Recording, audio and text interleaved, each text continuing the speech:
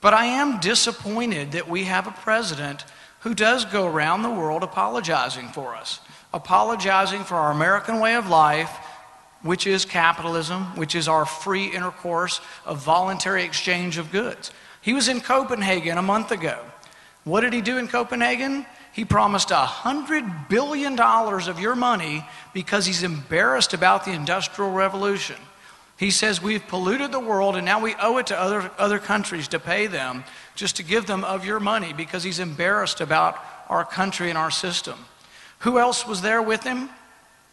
Sarah Palin used to say he was palling around with terrorists. Well, now he's palling around with the world's communists. Evo Morales was there, the socialist president of Bolivia.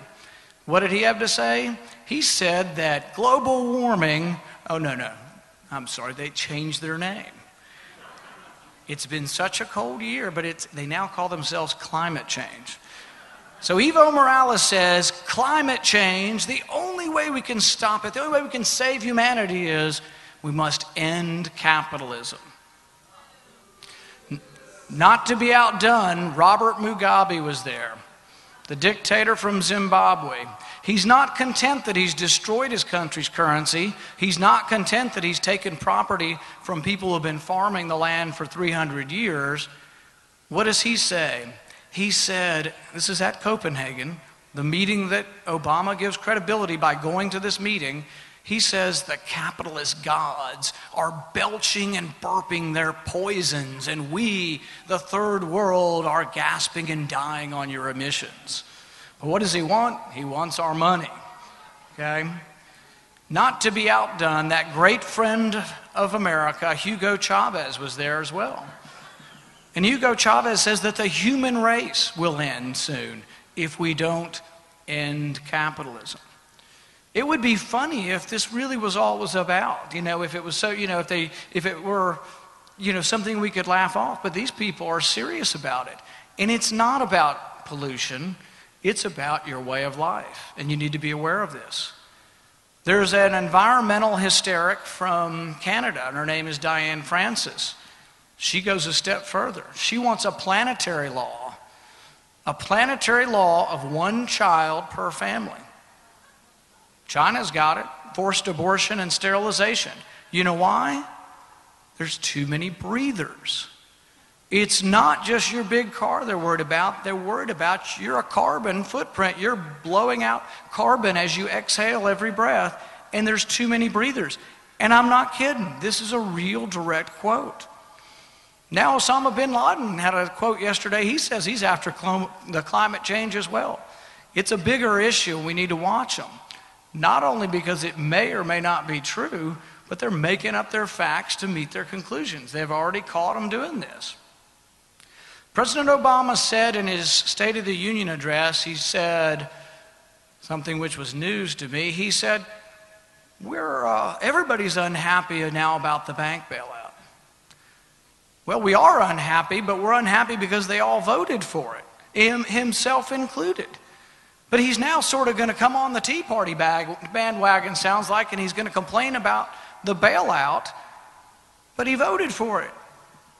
Why did he vote for it, and what can his claim be as to why he voted for it, or half of the Republicans that voted for it?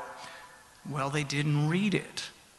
It was 1,000 pages long, printed at midnight, and passed by noon the next day. We need to get them to read the bills.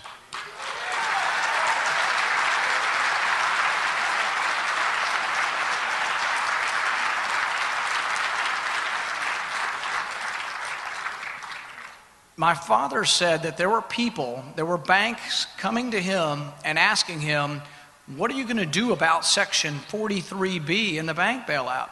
And he said, well, I haven't seen the bill yet. And they said, I've got a copy, I'll bring it to you. The lobbyists have the bills before the congressmen. A few select congressmen and their clerks are writing the bills. We need to have them read the bills.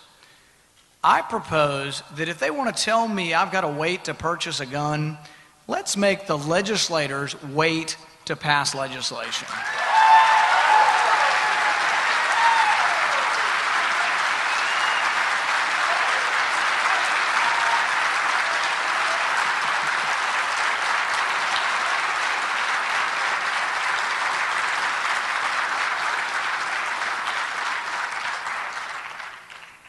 Democrats said they'd give us 5 days to read the health care bill, 2,000 pages. You realize how you have to read a bill?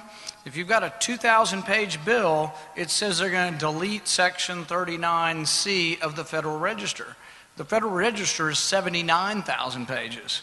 Try reading a 2,000-page bill in 5 days while referring to a 79,000-page bill. There is a movement afoot, and I've actually signed on with this group. It's called Read the Bills. This movement also has legislation in Washington where they say that you have to point to where that power is enumerated in the Constitution for every bill.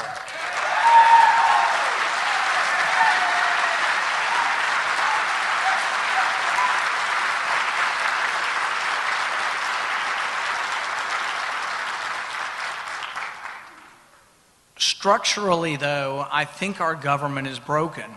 I'm not sure you can elect enough good people to fix it. I mean, I'm really concerned about it. I think you need some structural changes. One of those is term limits.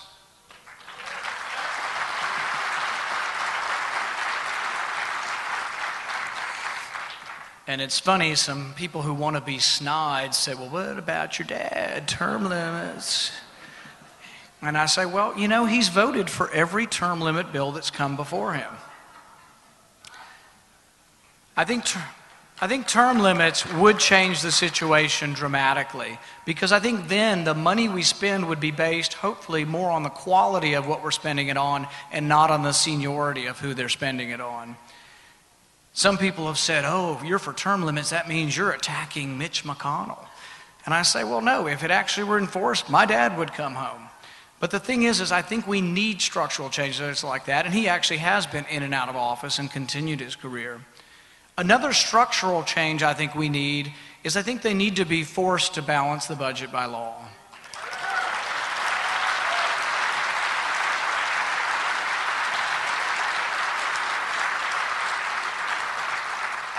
Some people have said, oh, that's just an old idea, everybody's for that. How can you make any kind of political point out of that?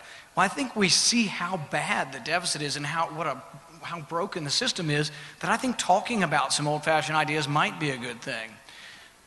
In Kentucky, we debate back and forth, Republicans and Democrats, but one good thing we have in Frankfort is they have to balance the budget by law, so we don't get further and further into debt. Our country is drowning in a sea of debt.